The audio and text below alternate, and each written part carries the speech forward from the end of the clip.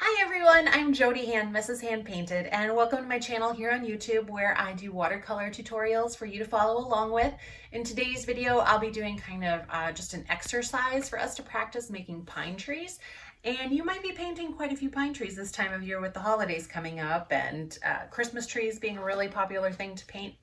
And maybe you're looking for a different brush that you can paint them with to do some different techniques or different textures on your brushes. So I have 8 different pine trees that we're painting today in this video, and I'm using 8 different paint brushes. Some of them you might have in your collection, some you might not. So just grab whatever brushes you have or you've been curious to try and see if you can paint a pine tree with them. Some work, some don't, as you'll find out here in my video. And I really enjoyed trying out different brushes and styles because you do get different types of textures with these brushes. So we're going to be using a round, a flat, an angle shader, a quill brush, a fan brush, and then I have 3 different styles of Dagger brushes. One is from Silver Brush, and I have 2 from the Princeton company. So if you don't have all of these brushes, don't worry about it. Use whatever brushes you have on hand, and it's just about practicing making something that you might be painting a lot of, and doing exercises like this really helps you perfect your techniques and make sure that you feel confident when you paint. So give it a try, and I hope you have fun painting along with me. And if you want to purchase any of the supplies that I mentioned in my video, I will put links in the description for you. The paints that I'm using are my own handmade watercolor paints that I have available in my Etsy shop. And the palette is, the little moon palette that I show here is also from an Etsy seller out of New Mexico, Lisa Alden Art. So make sure you check hers out because she's got some really pretty ceramic palettes that you might want to purchase for yourself as a nice little Christmas gift or for another artist in your life. So have fun painting along with me, and if you paint a project from any of my tutorials, please share it with me. I'd love to see it. You can tag me on Instagram, Mrs. Hand Painted. So without further ado, let's get started. Break out those paintbrushes and let's practice making some pine trees. All right, I will just start out by going over my supplies. I have just a mixing palette here. This is made by Lisa Alden Art on Etsy. You can find her. I'll put a link to her shop. She makes some really cute little shape palettes that she hand makes herself in New Mexico. So I've got this, and then I got my 2 jars of water, one to rinse out my dirty brush and one for clean water to dip into my paint. Paints I'll be using today are my handmade paints that you can find in my Etsy shop, and I will also link to that. The 2 colors I'm using are sea green and pine green, and the sea green I have available as singles, and the pine green is available as singles, and it's also in my cottage Christmas set. So you can find both of those in my Etsy shop. I'm going to be using a bunch of different brushes here, and if you don't have all of these, that's totally fine. What we're doing in this video is just an exercise of trying to make pine trees with different brushes and the different techniques that you can use with different types of brushes to create pine trees, and different effects you can get with different shapes of brushes that you might have. So some of these you might have, some you might not, but it's interesting just to see the different textures and techniques that you can use with different brushes. So I'll just start out with the most basic of the brushes I'll be using, which is just a round 4. And this is the Princeton Velvetouch line. I really like these because they have a nice snap. They're synthetic brushes. In fact, all of the brushes I'm using today are synthetic. So I've got the round 4. And then another brush that you might have is just a flat shader brush. This is the number 10 from the Princeton Velvetouch line. I can also try out an angle shader. This is the 3/8 inch from Princeton Velvetouch, so I have this one as well. And then also from the Velvetouch line, I have the 1/4 inch mini Dagger striper. This is one of my favorite brushes for doing pine trees with, actually, in grass and all sorts of foliage effects that you can use. One I'm going to try out for the first time today that I just bought this, so I want to see how this works for making trees. This is a mini fan brush from Princeton Velvetouch line, and the size is the 10/0. Alright, so then one other brush from Princeton, but it's the Neptune line, and this is the 1/4 inch Dagger, and you can see in comparison from this mini Dagger striper to the 1/4 inch Dagger, the difference in the size of bristles there. So it's much bigger. So we'll get a different effect with using a different type of a dagger. And then I wanted to try another dagger. This one is actually from Silver Brush. It's the Silver Silk 88 line. This is the 1/4 inch. I also have the bigger one as well in the Neptune, but I just wanted to try out this one as well. So I have that one, and then I have one brush. This is actually from Jackson's out of the United Kingdom, but they ship online everywhere, and it's not very expensive for the shipping. If you make, I think they offer free shipping on all brushes, actually, if you have just a brush order. And this is the Quill Brush, and it's the size 10/0. So this is the Jackson's in-house brand of brushes. So this is one I just got recently, and I've just been using it for different stuff. So it'll be fun to see how we can make pine trees with all these different brushes. All right, we'll go ahead and we'll start with the round 4. And I'm just using a couple different greens here. Just use whatever greens you have. Or if you want to paint them crazy colors for this exercise, it does not matter. All right, so the basic technique of making a pine tree that I like to follow is just to make my center trunk first. And I'm going to go really lightly with this because I don't want it to be really prominent in the picture. This is just my guideline so that I can follow along. And I like to start at the top of my tree, and I just want to make it really thin, and I'm going to go back and forth on each side. And with this brush, I'm really just dabbing. I'm not making big strokes. I just want to dab, and I want to try to make it look natural. So I'm just kind of making some little tiny strokes. Some of them are a little bit C-shaped, some just little dots. And to make it look a little more natural, you want to have some kind of sticking out different directions, especially if you're going to do a painting that has a lot of pine trees. You see a lot of people will make those misty forests, and in fact I have a couple videos that you can check out if you're wanting some ideas on how to incorporate pine trees into a painting. So as you get down lower, you can make some longer branch strokes and kind of just leave some gaps here and there. If you're looking to make like a snowy effect, you want to leave a little bit more white between your branches. And you can even go back over it with a little bit of bleed-proof white, or like maybe a metallic or a shimmery paint that has like some glitter in it, or a metallic flecks of mica or something like that. That would be a neat little effect to add, make it look snowy. Okay, so as you get down to the bottom then, that'll be your widest point, and you can go back and add in any little extra branch pieces if you want to have a little bit sticking out here and there. So there is one. And if you didn't want, so you can see my trunk pretty prominently, if you didn't want it to show through there so much, you can always just water down your paint quite a bit more to make a really, really faint guideline, and then you can just go from there. But that is with the round 4. So I'm going to go ahead and label these as I go so that we can remember what they were. So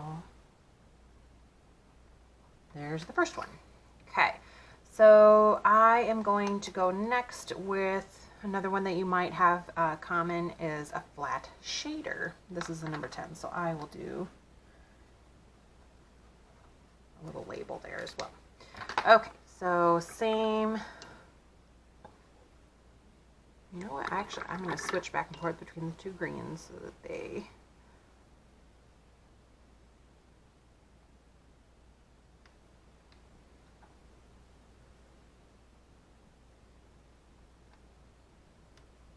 okay. So for this one as well, I'm just going to make my trunk, and kind of want to turn your flat brush a little bit so you get the corner of that. It's a little bit harder to do with this brush, but we will get a different effect with different types of brushes. And this is just a fun way to say, like, maybe you watch videos and they always use a round brush, but you like the way that it looks when you paint it with your flat brush or your dagger brush. Like I really like doing the dagger brush. But so I'm just going to try and make my branches here, and I'm kind of remembering to use the long edge of the brush here so I don't smash my corner down here. And I'm just really just dabbing again. I'm not making big strokes. You can get some really nice, like, stick-like looking branches.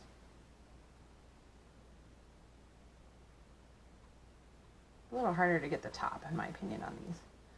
And if you get to the point where you have made your tree too uniform, you can always just add some height to it and kind of make it more tapered, or just come back over it with another layer. Okay, there's with the flat. So you can see I got completely different texture with that different brush. All right, now I'll move on to this angle shader, which will be very, very similar to the flat. But with the angle on it, you might be able to get a little bit more fine up here. Or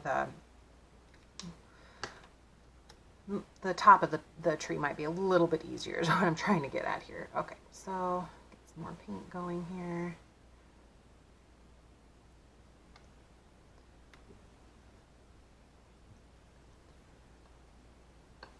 All right, so I'm just gonna make my trunk again.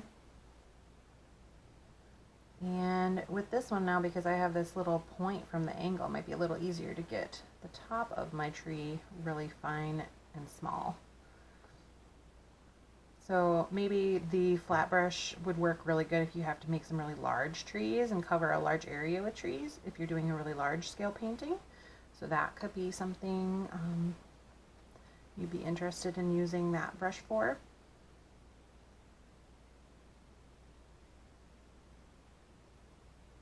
And I'm just kind of dabbing back and forth, making my way down.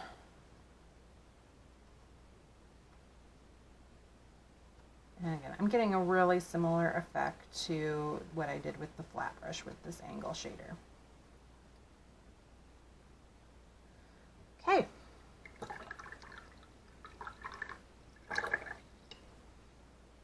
All right. So now I'll go on to this other brush. This is this 10/0 fan.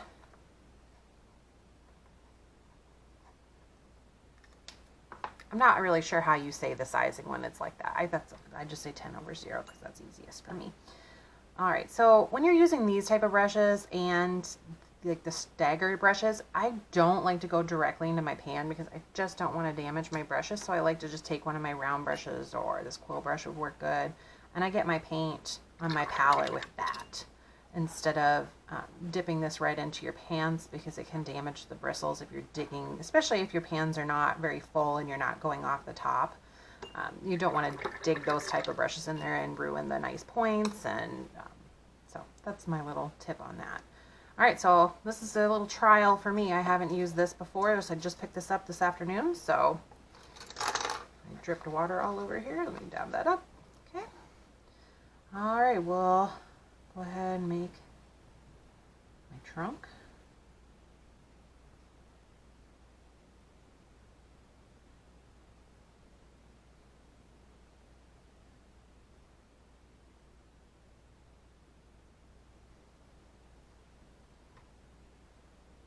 And not all of these brushes are gonna work out. Like, I don't know if I like this one for this. I've seen some other people use these fan brushes for this, and I need to watch a few more videos, I think, of how to use this brush a little better, because I'm not digging this one.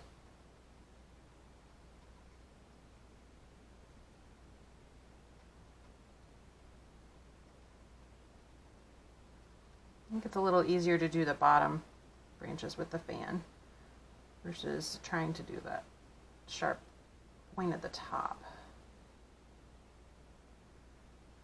All right. That's a different look. I'm not sure if I'm sold on using the fan brush for that. All right, I've got 4 more brushes to try out on this side. How about we go ahead and do the quill next?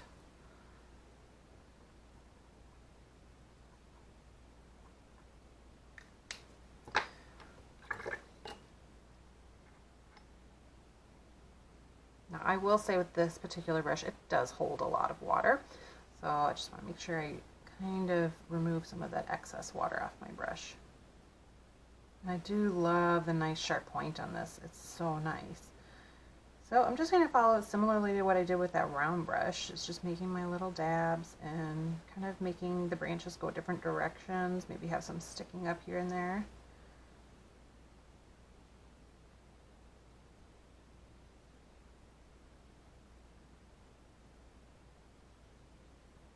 But because I have this nice point on this brush, you can get a little bit thinner branch strokes.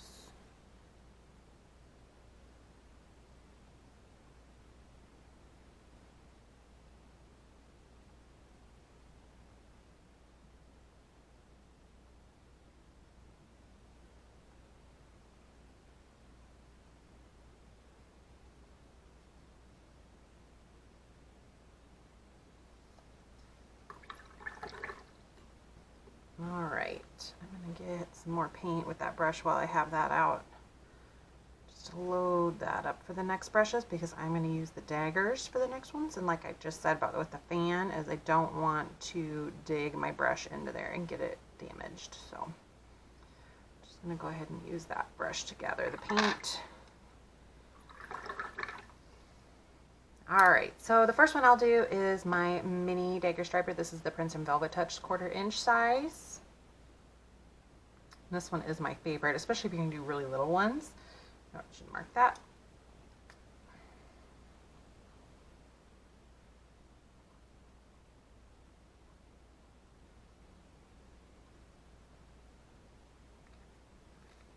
All right, Princeton Velvetouch 1/4 inch dagger.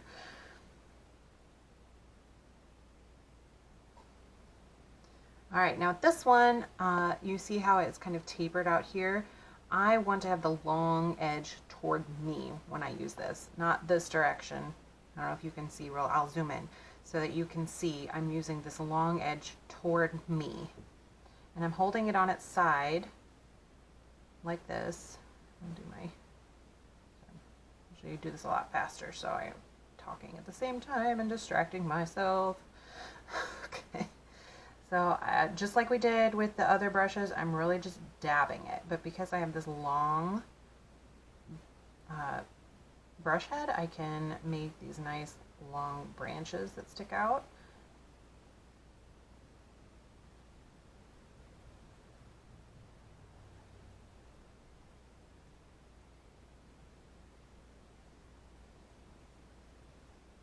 And just kind of move the brush around and just make some stripes basically going down.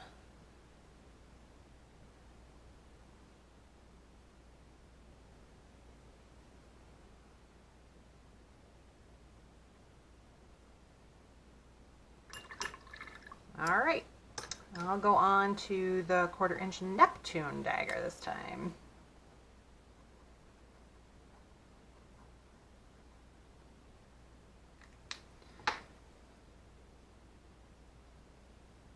And I just love the sea green. I tried to, when I made this, I tried to really emulate the Daniel Smith's Undersea Green, and I think I achieved a really nice duplicate to it actually. I did use the same pigments in it, and one of them is quite a rare pigment to find actually, which is pigment Orange 48 or quinacridone Red Gold. It's a very expensive pigment and you only need a little bit, but it was hard to track down, and I'm so glad I did because this paint is just beautiful and you get this gorgeous separation. You can see that blue and the gold yellow showing through. It's just so pretty. One of my favorite greens of all time. All right, so this is the 1/4 inch dagger, and again I'm just going to go ahead and make my trunk line and then turn my brush so that the long edge is facing toward me. And I'm really just going to use that tip of the brush until I get a little bit lower, and then I can start using more of the brush as I make my way down the tree and get the longer branches. Now this one's got a much thicker bristles on the top, so you can really make some bigger strokes of paint and get a lot more paint on your picture that way. So that mini dagger is a very, very fine point one. I'm just kind of dabbing and making my way down on both sides.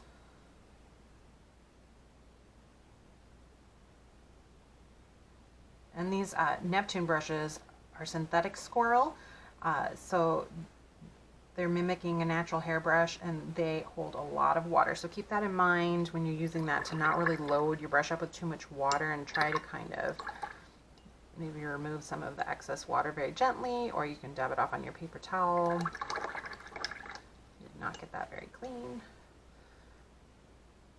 To go back and clean that. All right, so then my last one I'm going to use is the Silver Silk 88. They call theirs a ribbon dagger, 1/4 inch. So call it Silver Silk 88, 1/4 inch ribbon dagger. All right, and this one is, I think it's, they're calling it a silver tack-on. It's a little bit more strong of a bristle. which can take going into the pans a little bit more. I've actually used a lot of these Silver Silk 88 brushes for painting with gouache a little bit more because they are kind of a multi-purpose brush.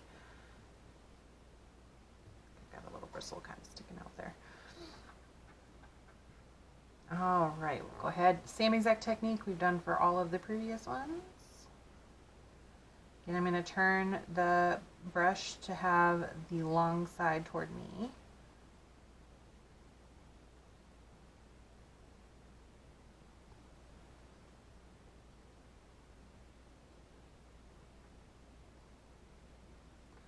This one does not have as pointy of a point, I feel like, as the other two Dagger types.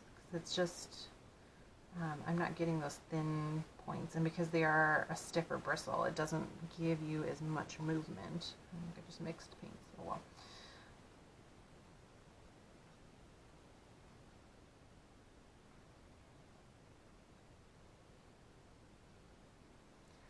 All right, there are all of my pine trees using different types of brushes. Which one is your favorite? And if you don't have the same brushes as I did and you tried out some of your other brushes that you might have, which ones did you like the best? If you want to go ahead and share them with me, you can do that on Instagram and tag me, Mrs. Hand Painted. I would really love to see what type of brushes you really like to use. Let me know, because I'm always curious to try out new brushes. If you have a really favorite one you like painting pine trees with, or any of these styles that you like, because look at just the difference here. This fan brush means such a different technique, although maybe I just need to practice with it more because I literally just bought it. Maybe I just need to find a way to hold the brush to paint a little bit different texture, but even using a flat brush or this angle shader, they are such a different stroke compared to a round or the quill using these different daggers. So it's just a really interesting little exercise to try out, and I hope you had fun doing this painting with me, and thanks for joining me here today. Make sure you subscribe so you don't miss out on any of my future videos.